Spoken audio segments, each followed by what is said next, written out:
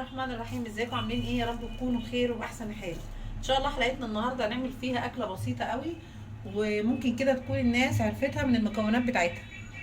المكونات بتاعتها لازم فيها سمنه بلدي زي ما احنا شايفين كده، ولازم زبادي او قشطه، ورز، وسكر وملح، وشويه زيت ذره، طبعا مش اي زيت تاني يعني.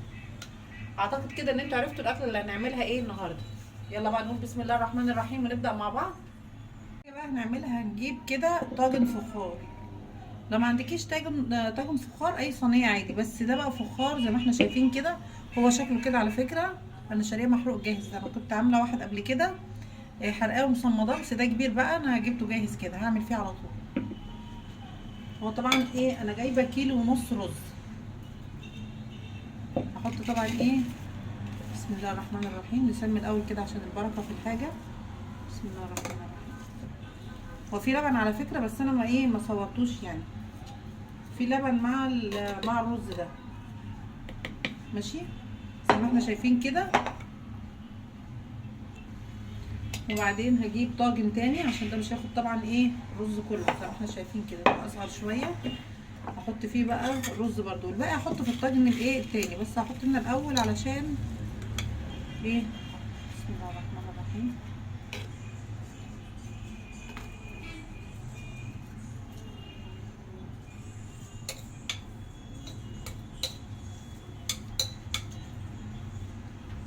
كويس كده، لازم يبقى فيه مساحه عشان الرز طبعا بيزيد.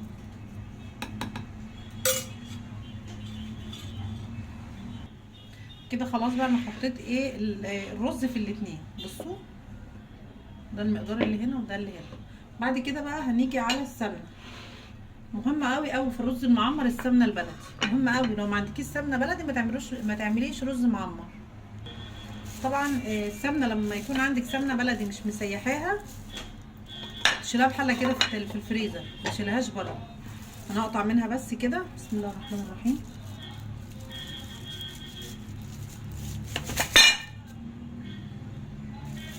كده وهقطع كمان قطعه تانية. سطور حامي قطع الكيس، طبعا مش هينفع اقطعها على الرخامه كده. نقطع كمان حته تانية. نسمي كده بسم الله.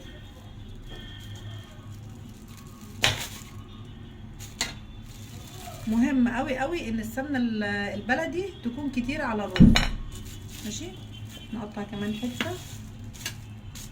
اهو. بسم الله الرحمن الرحيم. سمي كده.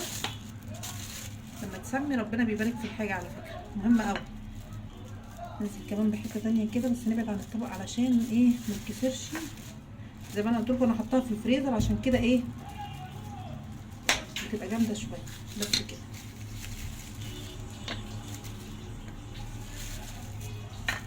طبعا انا مش هرمي اللي طلع منها، هعمله كده كده كده كده اهو.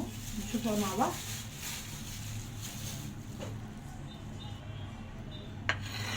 نوسع السمنه ونجيب كده طاجن الرز كده، شايفين. بسم الله الرحمن الرحيم. هنزل طبعا مكان السطور على الرز زي ما احنا شايفين كده. ونمسك بقى نحط كده قطعه السمنه البلدي كده في قلب الرز، ماشي. والتاني برضو نفس الكلام. هنجيب كده نحط برضو السمنه البلدي كده على الرز. دي بتديله طعم بقى حاجه تانية خالص على فكره. بعد كده بقى السكر. طبعا ممكن تعمليه مسكر وممكن تعمليه حادق. لو حلو هتحط سكر كتير، طب حادق هتحط بس معلقه، عشان مهم قوي الملح مع السكر بيدي طعم مظبوط قوي في في الاكل. وتقومي جايبه الملح بقى كده، ونحط هنا نحط هنا برضو ملح. هو تقريبا دول هيجوا هنا كده كلهم، بس عشان ميبقاش مالح قوي. بنسمع كلمتين في الاخر. كويس كده. فاحنا حطينا هنا ملح وسكر، وهنا ملح وسكر، هنا معلقه سكر وهنا معلقه سكر. ده مهم قوي. لو هتعمليه حلو هتحط سكر كتير، ولو هتعمليه حادق تعمليه بنفس الطريقه كده. وبعد كده بقى هنجيب لازم شويه الزيت دول علشان يفلفلوا الرز. بسم الله الرحمن الرحيم اهو. هنحط كمان هنا شويه، ماشي كده. طيب بعد كده هنعمل تاني؟ هنجيب كوبايه زبادي زي ما احنا شايفين كده. لو ما عندكيش قشطه هتستبدليها بالزبادي وتقومي حطاها على الايه، على الرز.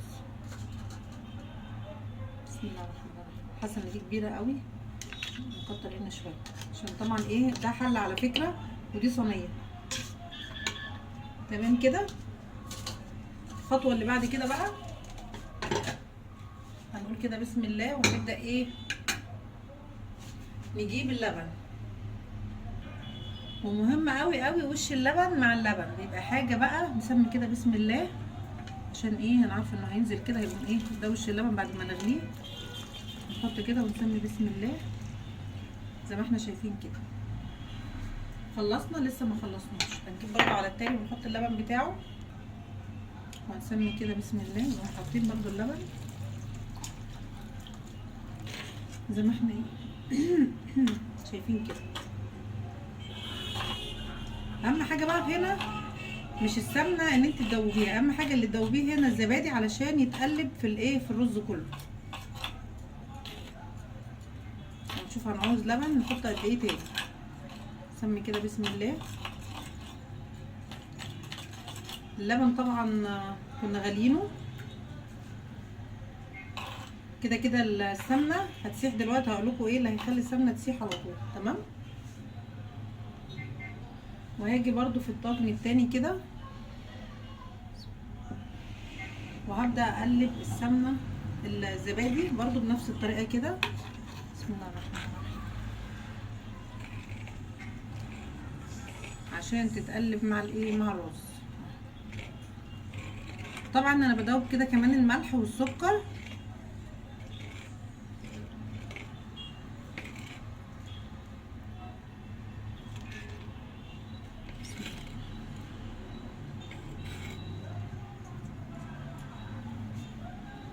وهنا نفس الكلام عشان ايه نحس ان السكر داب، وهنا برضو نفس الكلام عشان نحس ان السكر والملح ايه داب. تمام كده. في الخطوه دي بقى ممكن تدوقي اللبن، بس عايزه اقول لك معلومه، لو دوقت اللبن المعلقه اللي انت هتدوقي بيها ما ترجعش تاني ما ترجعش تاني ايه الطاجن. ماشي. نسمي بسم الله كده. الملح مظبوط قوي، ملح جميل. ماشي كده خلاص.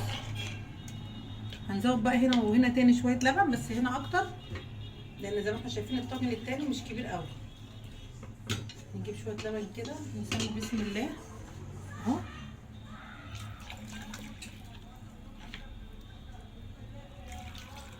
شويه كمان علشان يبقى ايه، شايفين ده اللبن بتاعه بيبقى زياده شويه عن الرز اللي احنا بنعمله على البوتاجاز العادي. نسمي بسم الله كده اهو. نحط كمان شويه. بسم الله الرحمن الرحيم.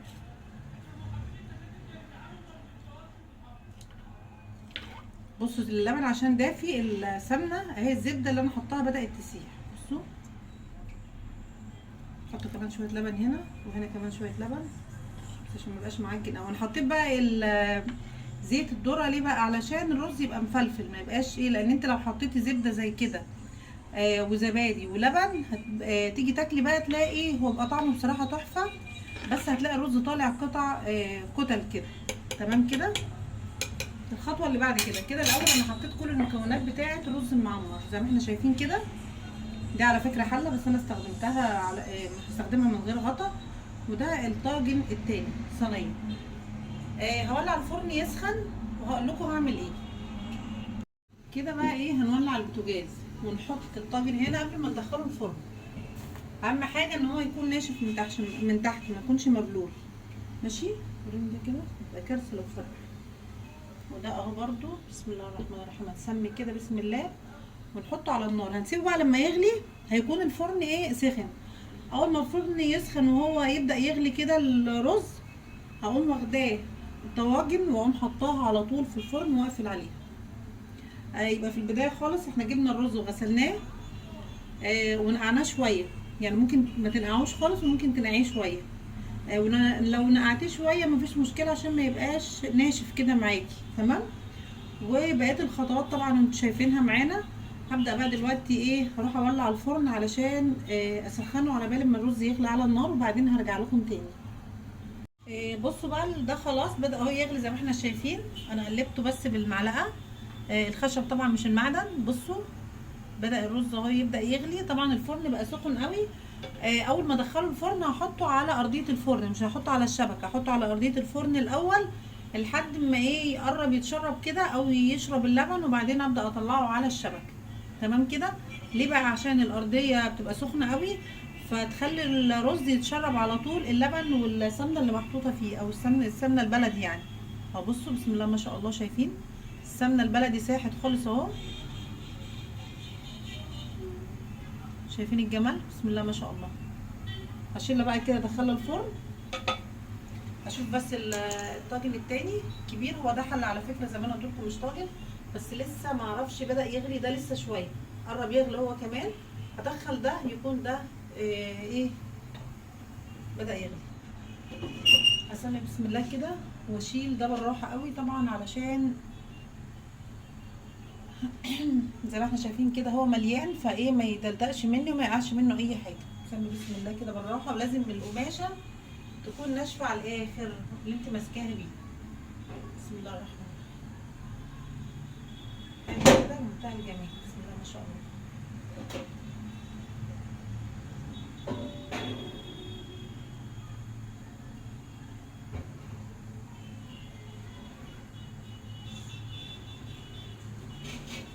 بالراحه خالص كده واحطه ايه،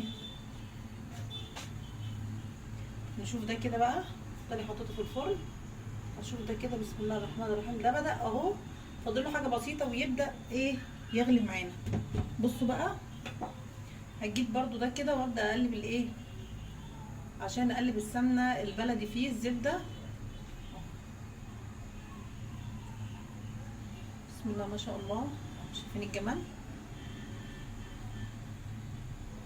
وخلاص قرب، فاضل له حاجه بسيطه. هلاقي حته السمنه اللي فاضله دي اهي، حته الزبده دي هلاقيها ساحت خالص. يبقى ده كده خلاص برضو ايه يدخل الفرن، بس اول ما يغلي معايا هغطيه كده بس عشان يغلي بسرعه، لان ده اكبر من التاني فبياخد وقت شويه عن التاني. تعالوا بقى نشوف الحله دي اخبارها ايه، او الطاجن ده. بصوا انا قلت بس على العين ده عشان يبقى قريب وشايفينه كويس. بصوا بقى بدات الزبده تسيح اهي. بسم الله ما شاء الله. تقليبه كده خفيفه كله مع بعضه علشان يشرب كله ايه من الزبده بعد ما ساحت. سمي كده بسم الله اهو. هسيبه بقى حبه صغيرين قوي وبعدين هنزله هو كمان تحت في الفرن. هغطي عليه بس عشان ايه يغلى على طول كده. بقى ايه الطاجن الصغير طلع. بسم الله الرحمن الرحيم. بصوا بقى يا جماعه بسم الله ما شاء الله، شايفين الجمال؟ ما رضيتش احمره اكتر من كده علشان ما ينشفش من ايه من على الوش. هجيب بقى معلقه كده نشوف كده. بسم الله الرحمن الرحيم.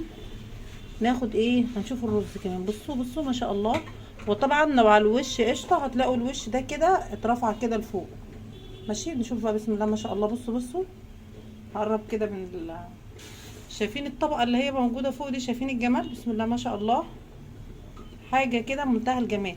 ميزه بقى الفخار ايه عن الصواني؟ ميزه الفخار ان هو بيفضل محتفظ طول ما الاكل فيه بيفضل سخن فيه جامد، يعني بياخد وقت طويل عبال ما بيبرد. شايفين ما شاء الله؟ انا عايزاكم تشوفوا كمان هنا معايا ثانيه واحده كده، هقرب لكم شويه اهو. شايفين الطاجن؟ شايفين الطبقه اللي فوق دي ما شاء الله كلها عامله ازاي؟ بسم الله ما شاء الله. حاجه كده منتهى الجمال. ناخد بقى من الحته دي ناشفه شويه اهي، ما فيهاش زبادي على الوش تقريبا، بس بصوا شايفين بقى؟ شايفين الجمال؟ بسم الله ما شاء الله. شويه بقى الزيت اللي احنا حطيناهم هم اللي بيخلوا الرز مفلفل كده بالشكل ده، ما يبقاش معجن لما تيجي تاكلي الطاجن. شايفين؟ بسم الله ما شاء الله. عايزه اقول لكم الرز طري قوي ومستوي كمان ما شاء الله كويس قوي. شايفين الجمال؟ بسم الله ما شاء الله. عايزه اقول لكم بقى ايه، اتفضلوا معانا ندوق بقى كده. ما شاء الله جميل قوي، حلو قوي قوي. ناخد كمان معلقه عشان ندوق اكتر يعني.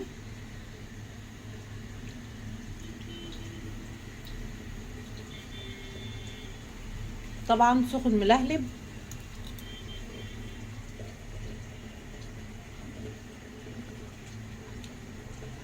طيب لو انت بقى عملتيه كده وعايزه تكليب رز بقى، معلش تكليب رز ايه، تكليب سكر، هتجيبي سكر وتقومي رشه عليه سكر، هيبقى كانك عاملاه بالظبط في الفرن ايه بالسكر. شايفين ما شاء الله، تحفه تحفه تحفه. هرجعه الفرن بقى، انا هطفي على التاني واحطه في الفرن لحد ما اجي احط الاكل ان شاء الله الاقيه ايه زي ما هو كده سخن، نار نار نار. عايزه اقول لكم سخن قوي قوي الفخار، وزي ما قلت لكم بيفضل الاكل فيه سخن لفتره طويله.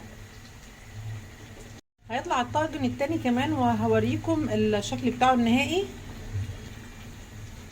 شايفين ما شاء الله حاجه في منتهى الجمال. كده بقى ايه، ده الطاجن اهو طلع. ثانيه واحده عشان يبان كله. بسم الله ما شاء الله، شايفين الجمال، بسم الله ما شاء الله. اي معلقه كده بقى عشان ايه، شايفين بسم الله ما شاء الله طري ازاي. ده بقى الزبادي مهم قوي علشان الطراوه اللي بتبقى موجوده في الرز. شوف كده بقى ما شاء الله، شايفين الجمال، بسم الله ما شاء الله.